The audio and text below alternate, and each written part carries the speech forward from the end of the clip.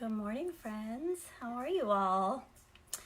Hi, this is my little live studio visit I've set up for you. This is my studio. It's really chock full of work right now. I've spent the last couple of days here gathering up material that from previous collections and series from the past 4 years or so to share with you all.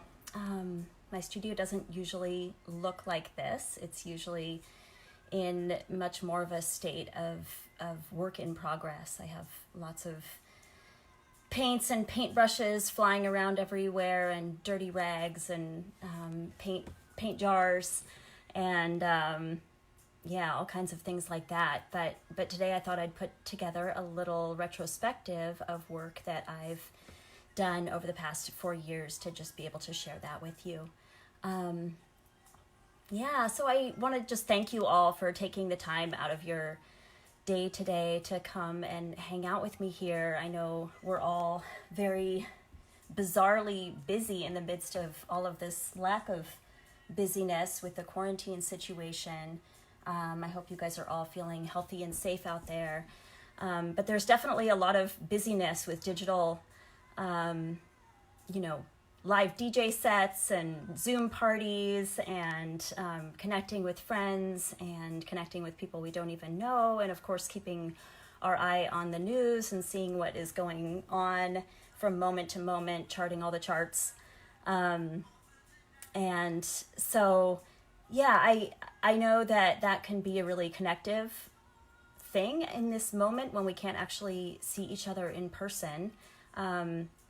But it also can be a little challenging to navigate when we feel ourselves overloaded with so much digital media all the time in order to stay connected with people. So my intention for this particular little live video is to be able to really share some very analog work with you all through a digital medium here.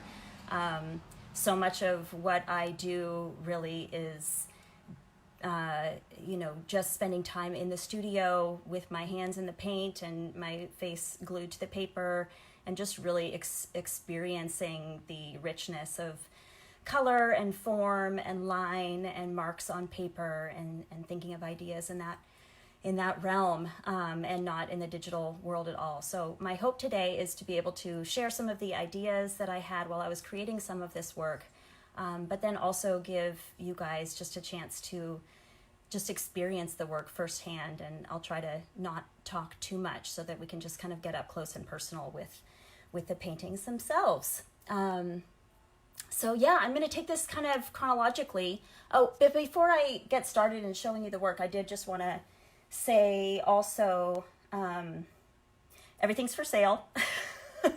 Feel free to ask me if you have any questions about any of the work.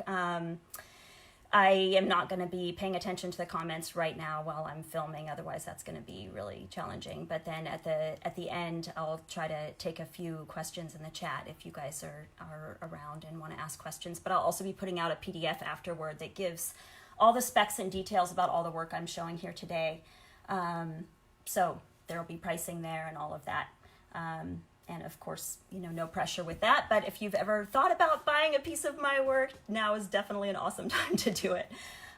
So many artists right now and freelancers are struggling to make it. And I know I'm just one of many in that realm. But anything that you all can do to support the arts and, support whatever charities and good works you can right now is awesome.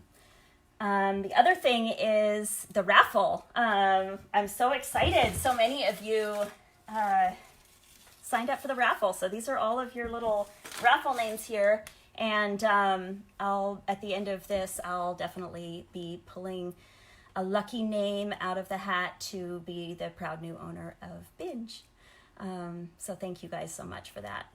It's been really amazing to receive those raffle donations. Okay, so let's get started here. I want to first show you some works from my show Entanglement, which I put together at the end of 2016. It was basically like a year's worth of work that culminated in like 29 paintings, large-scale paintings, and they were really the first really big paintings I ever did. Before that, I had been an illustrator for many years and done design, but I really found myself wanting to provide more context for my characters and really just tell some stories through my work. And I found that I needed much larger canvases and just more space to be able to tell those stories and get more deep into different ideas and concepts. So let's move over here. Okay, it's a little, let's see, these two are Obscura 1 and 2. They're a diptych, obviously. They go together. It's a little hard to get the whole picture all at once. They're pretty big. These definitely have some elements of my fashion illustration background in them, obviously. And you can see this kind of technique of the mixing of the kind of double exposure effect that I was working on a lot with Entanglement and in subsequent work as well. With Entanglement, I was really thinking about the quantum physics concept of quantum entanglement, where particles are affected by changes in one another, even at very far distances. So with that, I was just thinking about layering of objects and characters and how we are all kind of affected by one another, or how we can be very affected by one another. This one's called The Surgeon.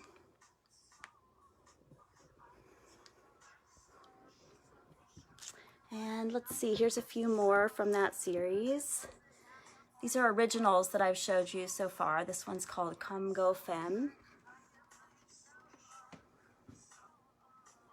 More layering of faces and characters, different moments in time captured in one frame. I was really thinking about movement, and here's another one that does the same kind of, has the same kind of effect. This one's called Plum Wars. It's one of my favorites. I love how this plum turned out, and it was really fun just splattering this kind of eggplant colored or plum colored paint all over this character.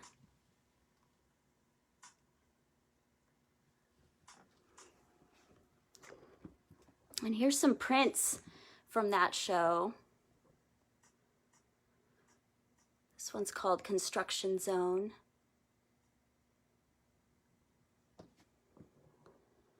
This one, with Construction Zone, the original of these three paintings are all much, much bigger than they are here. But they all belong to different owners at this point, but I still have prints available of them. Construction Zone was the beginning of this sort of obsession that I've had with traffic cones that has played out in various ways over the past couple of years. And I thought this image was particularly relevant at this moment in time, as we're all sort of secluded in behind our safety zones. I really love this detail of her knee and the foreshortening that goes on there, where her feet are really the biggest thing involved in this painting. This one's called Ride or Die Chick. I really loved painting the succulents in this one, the succulents that grow out in my backyard, and the succulents in this painting kind of start merging with the character or characters themselves, becoming these sort of tattoos or plant-like extensions into her arms. This one's called Tussle. It's a really big one that lives in the home of dear friends. It's a pretty crazy one. Lots of entanglement going on here of all kinds. This is one of my favorite faces that I think I've ever painted. I just love her serenity amidst this chaos, the chaos that is this painting. You'll notice all these sort of beer cans and cigarette butts that litter the ground around this bizarre fighting or orgiastic group here. It's funny, I'm not much of an alcohol drinker, but I bought a lot of beer for this painting and actually just emptied out the beer in the sink and then crushed the cans to my liking, to be able to paint from them. And the reason why I needed that real life photo reference was because this beer can that I started with, this Budweiser can, was actually, I took photo reference from online to paint that one. But unfortunately, then I realized that it was actually that they'd done a complete rebrand of the Budweiser brand since that had been put online. So then I found that it was not up to date anymore. So I needed to get myself up to date with my beer selection. So those are some prints from Entanglement. Now I want to show you guys these three. These are Peinture 1, 2, and 3. Obviously they all go together. Lots of splashing and throwing around of paint for these guys. It was so fun to make them. There's a lot of metallic elements involved here too. This one is Peinture Sahara. And with each of these paintings, the characters are basically painting themselves into existence. So if you look closely here, you can see the paintbrushes, and they're creating themselves in the moment. This one is Peinture 1, Anna.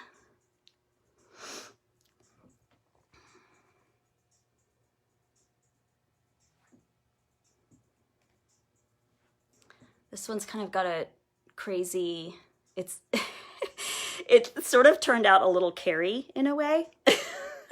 That magenta pink is so amazing, but there's something that's a little bit horror-esque about it as well.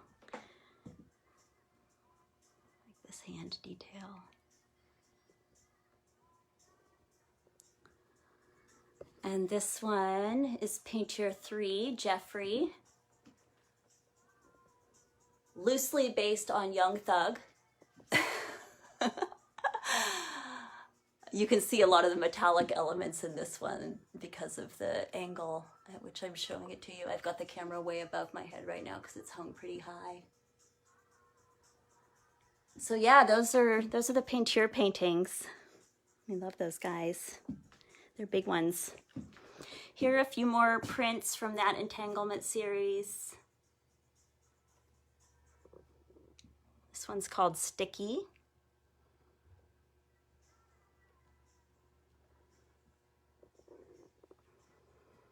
And this one's a big one. This one's called Gone, Gone, Gone, as evidenced by the tattoo on her arm. It's about 6 feet tall. It's way bigger than I am. It was kind of a monster to work with. Definitely need help carrying around some of these babies. Yeah, so I think that's about it for Entanglement. What I have to show you for Entanglement, I wanted to show you guys just a few frames from The Slap, which was a looping short film that I created in 2017. It's kind of a slapstick comedy in a way. I hand painted these 168 frames of The Slap, and basically it shows a bouquet of flowers sort of repeatedly attacking a woman over and over. And these are, of course, stills, so you can't really see the action of the film, but you can definitely see it online at naomialessandra.com. These are just 4 of 168 different frames that I painted. This is a good one.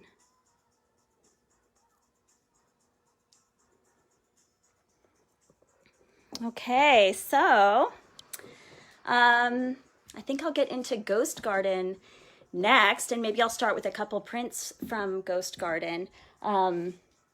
Ghost Garden was a series that I painted in 2017, and it was basically this cast of spectral characters. The story that I made up for this series was this cast of kind of ghost-like figures that haunted suburban gardens at night, and their whole reason for being was basically to disrupt normalcy and to wreak vengeance upon those who needed it. and kind of they stalk predators and prey, mostly stalk predators. So they're kind of defenders of the good in the world.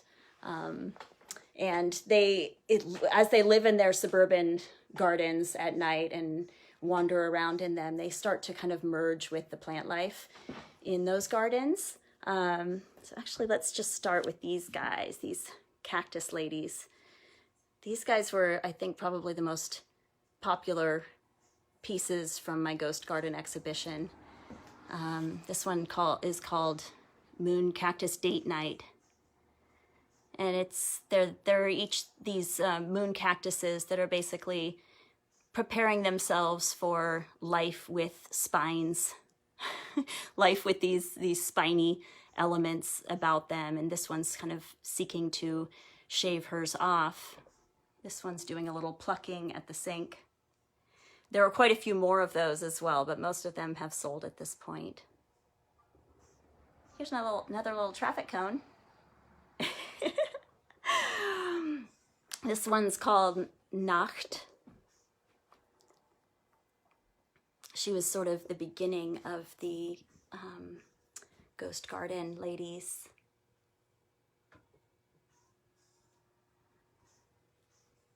And this element was something that I really got into a lot with Ghost Garden, was this technique of cross-hatching that I learned from my amazing dad, who's an incredible artist. And hopefully he's watching right now.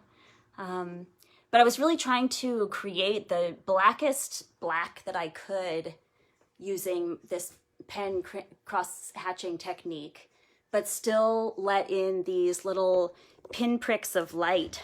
It's just this idea, of creating really, really dark blacks, but also letting the light in. So on this one, you can see, this one's called Nacht. And it's just really heavily cross-hatched, almost filling the entirety of the area, but just leaving little bits and pieces. This one's called Sturm und Drang. And this one is Gilded Wilt. These three are kind of a trio here.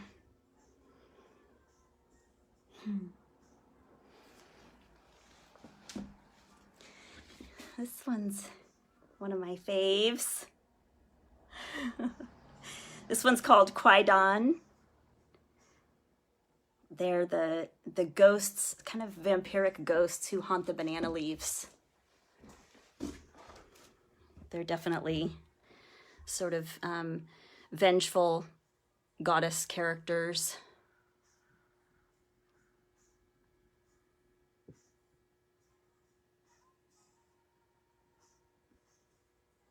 Oh, and here's a little funny detail. Their long nails are also sort of traffic cones.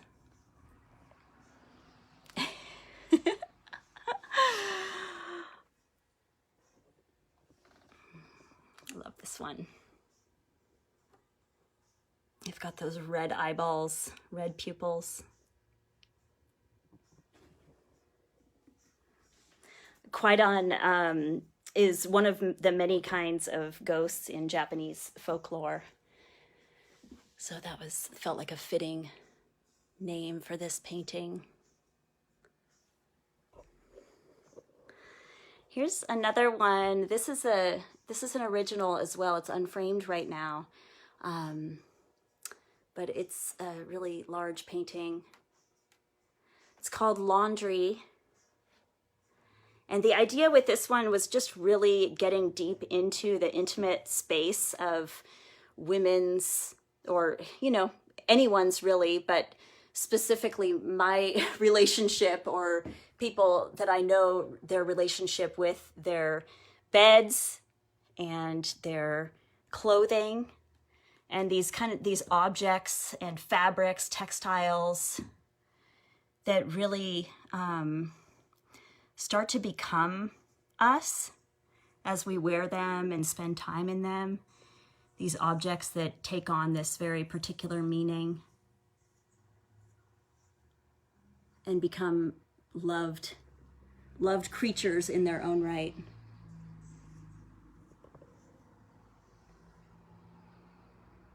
Just a little lacy bra for y'all.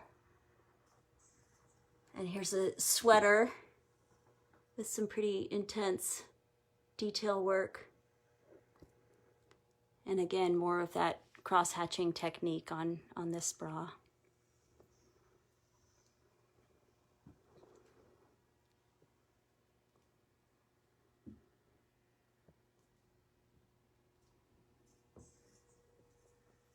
A little bit of gold foil on that as well.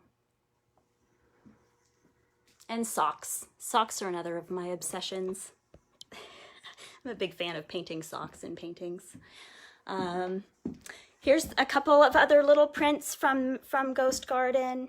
A lot of these paintings have sold, the originals, but I still have prints available. So here's Canary Mine. This is a painting about different kinds of power dynamics and when completely different forces kind of come up against one another. The ways that community can support but can also fall into chaos, and how other powers coming through can disrupt societies, communities. This one's called Kiss with a Fist. And it's kind of the partner piece to Kwaidan. The original of Kiss with a Fist is exactly the same size as Kwaidan. So they were kind of a pair. And this one has sold now to some lovely people. This one kind of also harkens back to the slap and this usage of flowers and these kind of traditional markers of femininity as weapons or protective devices in the ways that only plants can offer, through thorns and scraggly branches and things like that. And this one's called the Cactus Eater. There's a lot of cross-hatching in those bangs there that are covering her eyes completely, so she can't quite see that she's placing a bite of very spiny cactus right into her mouth, but she can handle it. She's a tough girl. There's a lot of details here too. This is a much bigger piece than this print shows.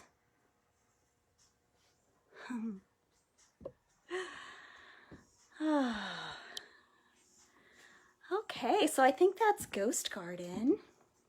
Let's talk about Monstrosity. Monstrosity kind of followed right on the heels of Ghost Garden, and is kind of a continuation of that same story. These sort of monstrous but also fantastical and magical beings that monsters are, and what role they play in society, and how they're characterized, and how different characters over time, different people over time have been otherized and categorized as monsters. Just thinking a lot about the horror genre and thinking about common tropes that are involved in the horror genre, whether that be in film or in books. Specifically the final girl trope and this idea of innocence and naivete of women and girls being sort of a marker of goodness, and female experience being a marker of badness, or something that is deserving of death and destruction. Sounds a little crazy, but that's definitely a trope in the horror genre. So it's something I was thinking about a lot, and I kind of went back to the source, or one of the sources, which is, of course, Mary Shelley's 1818 novel Frankenstein. And I really did a deep dive into that book for Monstrosity, and thought a lot about her characterizations of the creature that Dr. Frankenstein created, thought a lot about the characterizations of women in those stories, in that story in particular, and how strangely, even though Mary Shelley was, of course, a female author, there are really no female characters to speak of in the story of Frankenstein, except those that die, either through scarlet fever or through murder. So yeah, it was kind of dark. This series is definitely one of my forays into some darkness, which I think was necessary for me coming out of this background in fashion illustration and creating a lot of images that are quote unquote beautiful, and thinking about idealized femininity. And I really felt a need to kind of open myself up to darker themes and ideas of what ugliness is and what beauty is, and can art that's created with love ever be ugly, and what does that even mean to create something that's ugly or monstrous as opposed to something that's beautiful, and if one gives it one's attention. So yeah, I was thinking about all of that. And one other thing I was really thinking about with the Monstrosity series was the kind of selfishness and one-mindedness that it takes to actually create a body of work, and to create big things in life in general, and how that's rewarded and punished depending on who is creating the work, and who, there's, I guess I would say that there is some amount of neglect of other things that needs to happen in order to focus on the art process sometimes. And that neglectfulness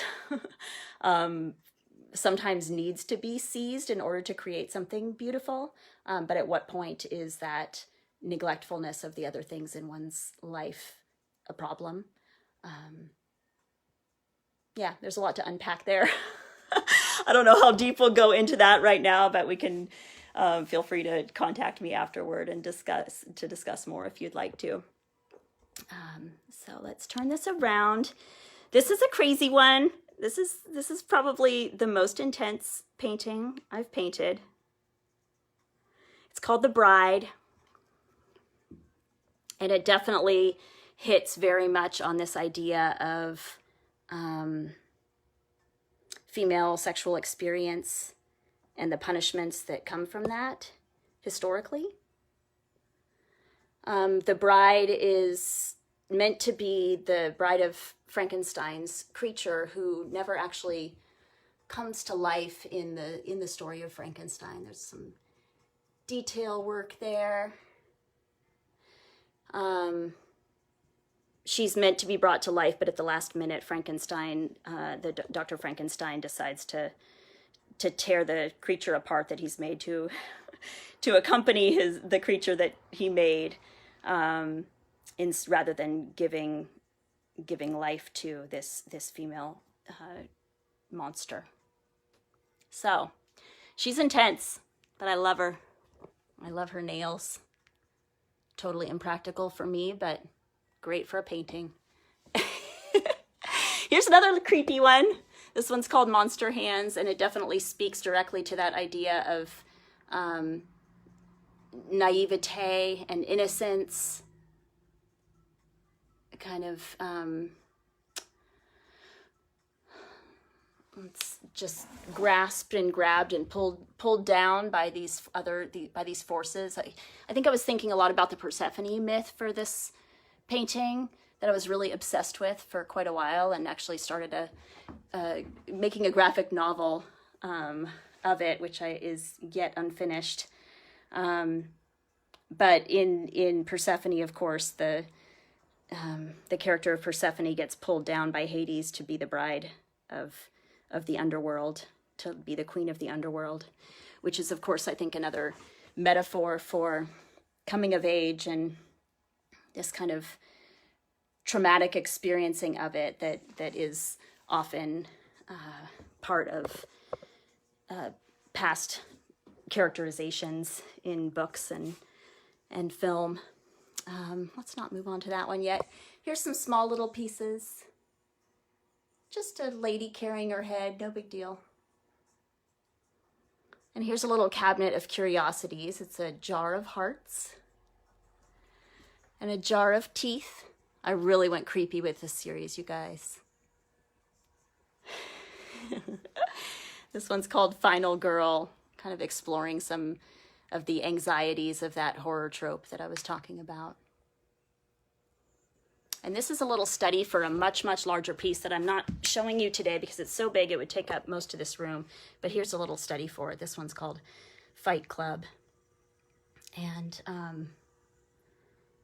it's a little exploration of what might have happened had Frankenstein and his creature met and embraced and fought at the North Pole at the end of that novel. And this was how I visualized Mary Shelley throughout this journey.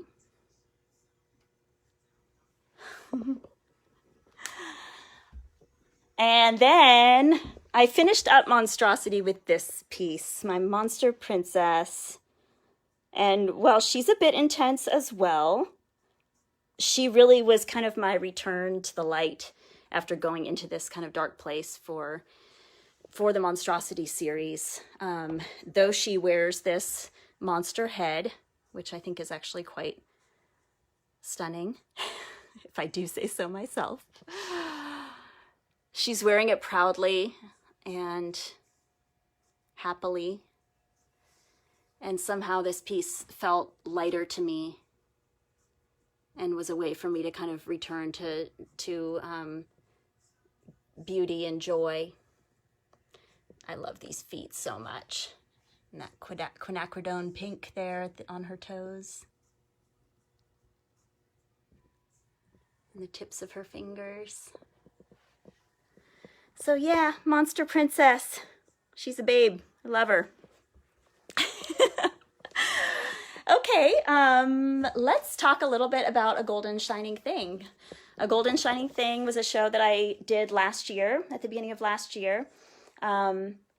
It was sort of a reclaiming after Monstrosity of some amount of lightness and joy, and thinking about things that we find precious in our lives, the objects and the people that we love and hold dear, and the reasons why we hold them dear, and the kind of fetishization that can come from that, but also just a pure, unabashed delight in loving the things and the people that we love.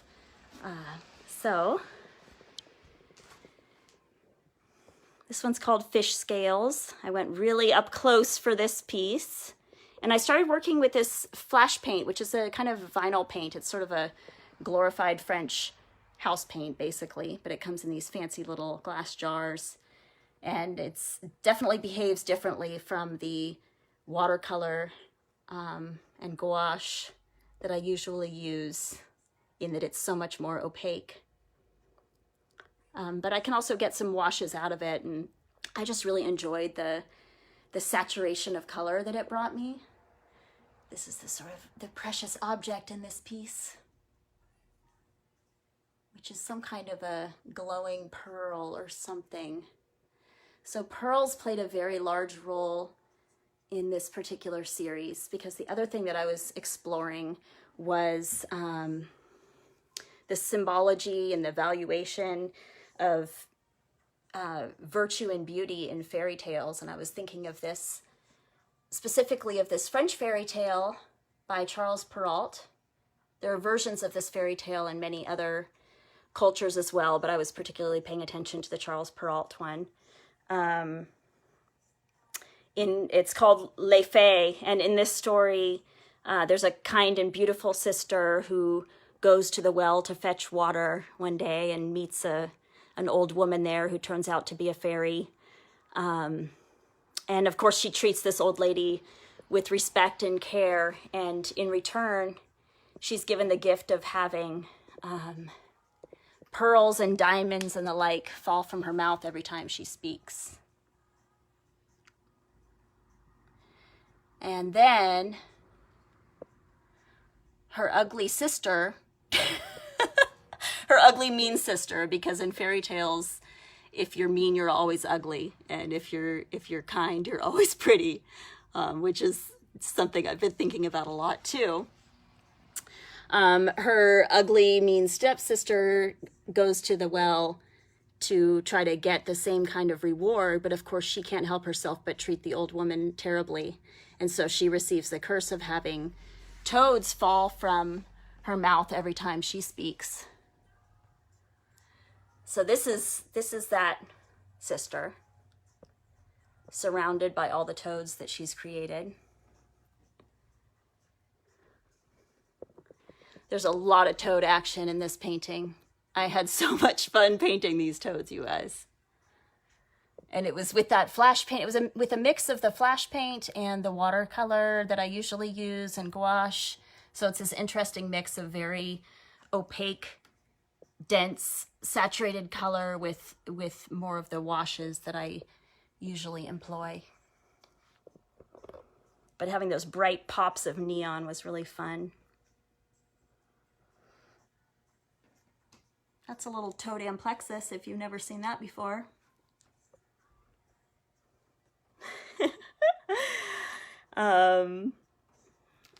Here's a little extra piece. And then this, of course, is the baby that we're going to be raffling off in just a few minutes here. So stick around for that. This is Binge.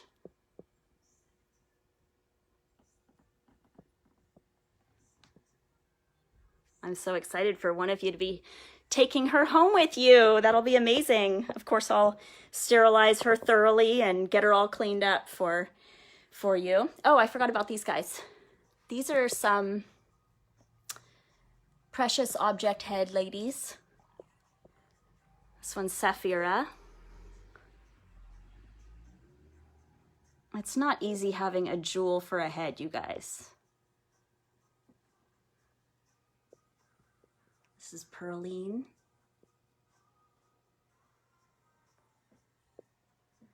And this one's Diamondine. She's really bummed about having this jewel for a head.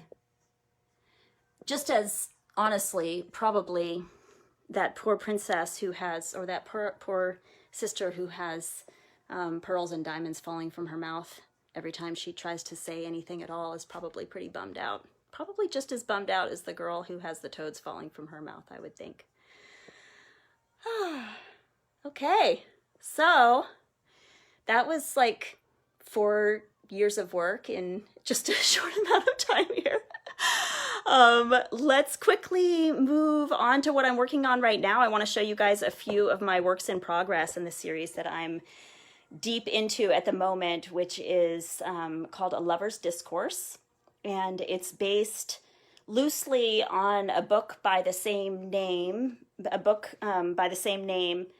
by Roland Barthes, who is this post-structuralist philosopher, French philosopher, who wrote this book in 1977. And basically the book kind of catalogs all of the different states of love and desire as he sees them. And I just found this book really interesting and kept coming back to it over and over, especially when I was in specific relationships or experiencing certain aspects of love. I just found it to be a very interesting, kind of highly intellectual look at a very, very emotional experience, which is kind of something I really enjoy for some reason or another. So I basically decided to paint a painting for pretty much every one of the chapters in that book, and there are 80 of them. So I've kind of shifted that now to maybe combining some of them into one, because there are a lot of very similar concepts. And I also am bringing in some different philosophers and thinkers and texts as well that I think are useful. So I've been reading some bell hooks. She wrote this amazing book called All About Love that I've been bringing in as well, just as a sort of counterpoint to his perspective. So yeah, this is where this is kind of my wall of organization for what I'm trying to do for this series. I've kind of broken down the different subjects and then am kind of creating this little mind map so that I can get a sense of the big categories that things fall into. This is kind of my nerdy little process that you guys get to see.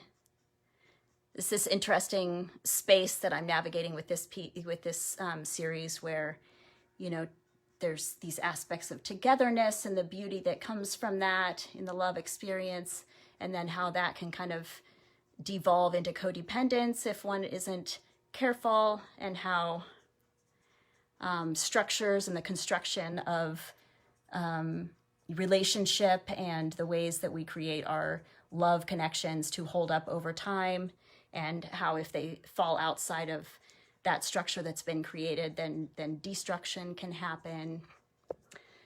And yeah, the building of a language that needs to happen, some amount of fetishizing and objectification. Yeah, it's all over the map, you guys. And this is my little map of the space where I'll eventually be showing this show, hopefully, if things ever shift around with this coronavirus business. I was supposed to have a show in October here in Marin. I imagine that will probably be postponed or put off for a little while now, but yeah, kind of painting with that plan in mind. And now I'll show you, let's just look at some of these thumbnails for some of those pieces that I've been working on. Some of these ideas have more clear vision than others. Some have been left blank at this point because I'm not really sure how to show them visually just yet, while others are much more fleshed out and clear. But this is kind of the master plan for these 80 paintings. And here's one of those paintings in progress.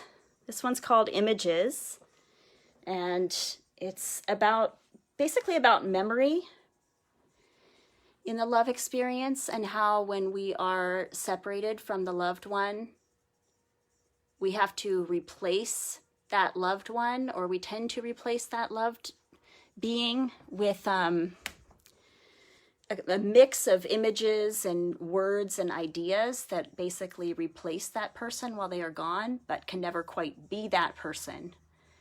So Roland Barthes calls it the imaginaire, the kind of imaginary characterization of that person or of these moments in the relationship. And how those images can sometimes come to replace the object of love itself, because they become so strong, the idea in one's imagination of what that person or relationship is, that they actually kind of overtake the person themselves. And that's where the fantasy world can get really dangerous, of course. Here's another piece that's almost finished. This one's called Comprehension. And this is sort of a character or a group of characters that are seeking to work out this sort of quandary.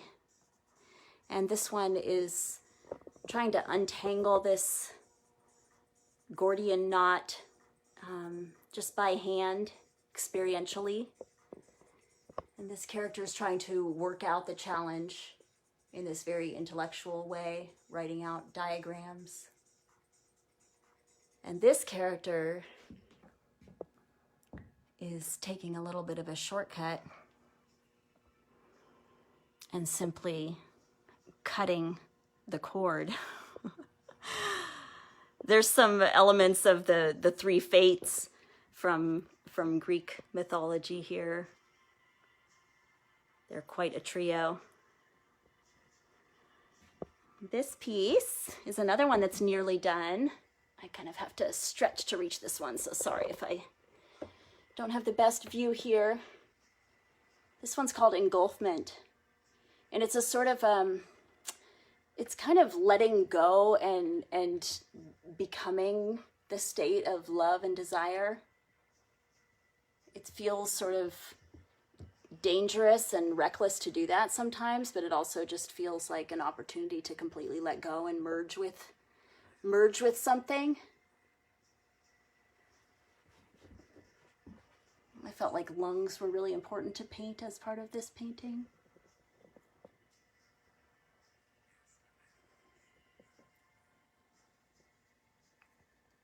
And of course, tube socks.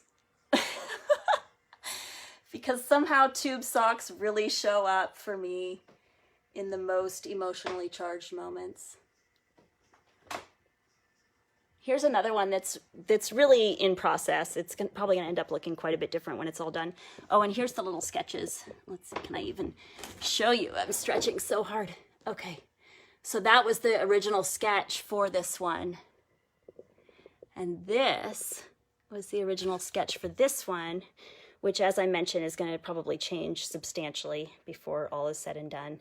There's definitely some color issues that I'm having there with her veil. This one's called Errance, and she's basically just a girl with a ship for a head sailing away at night from port to port. Here's one that's really just begun. This one's called Declarations. Let me pull it out here. This one's kind of reminds me of the Images one because it's definitely this swirling around idea that's similar to the idea that's involved in that one. But this Declarations one is kind of an imagining of the loving text messages, these long text threads that we have with our loved ones, and what those might look like if they were in real life, if they actually came out of the phone and swirled around. Like, how many miles of conversation would there be surrounding us? So yeah, this one's just in the pencil phase, still working out some elements there, but I'm excited to get some color on here. Here's another one that's in process. Just going to give you a little taste of that one. There's the sketch for it.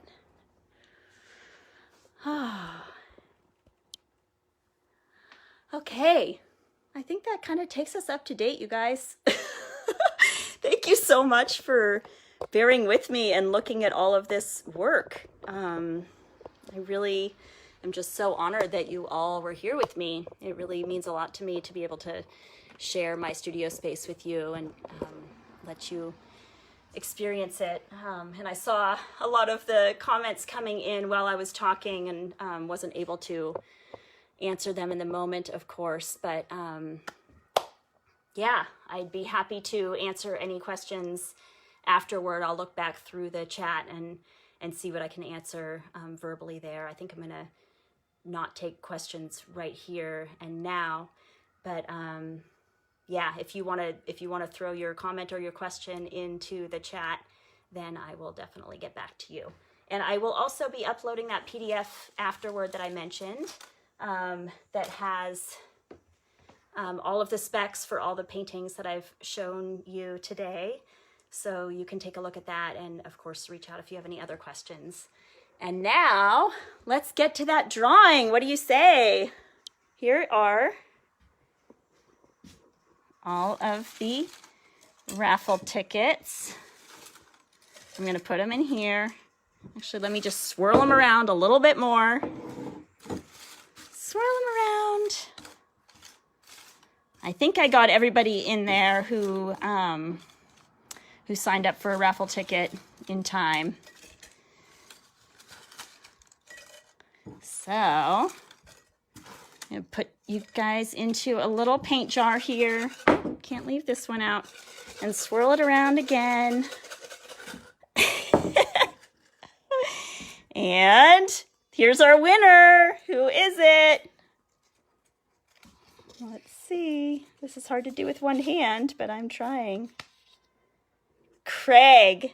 It's Craig Adams. Yay! It's you, Craig.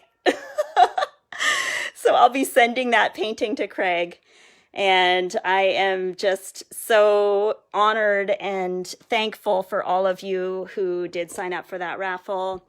So honored that you all came today to see this.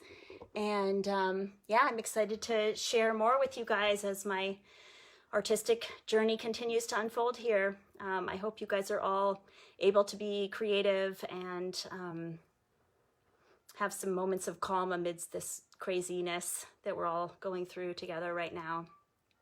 I love you all, and I hope you have a beautiful rest of your Sunday. Thank you so much for coming. Okay, bye.